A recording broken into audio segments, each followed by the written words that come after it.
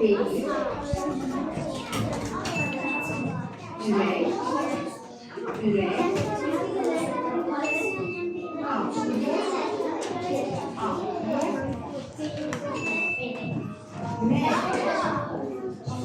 Meyve. Bağırsak. Bağırsak. Karaciğer. Karaciğer. Mədinə, bu nədir? Hə? Aysa bu. Bəs bu kənarlarındakı? Sümükler. Sümükler. Kənarlarındakı nədir? Məryəm, kənarlarındakı nədir?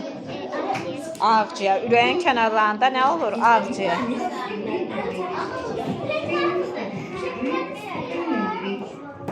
Edə həm də qulaq asırıq. Damarlarımızda kandırır. Sayesinde bedenimizin Zibilləri çox da yerə atmırıq. Ay sağ ol.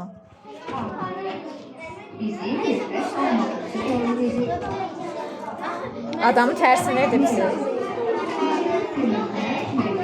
Gönçə xanım deyir, tək işləyirəm, hə? Gönçə.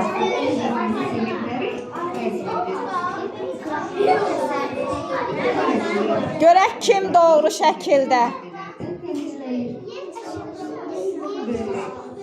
Bedeni zararlı. Həm də qulaq asırıq. Sümükler. Sümükümüz bedenimizin sayagıdır. Mənə baxın, diqqətlə qulaq asırsınız. Gələn dərs bundan geniş şəkildə danışacağım.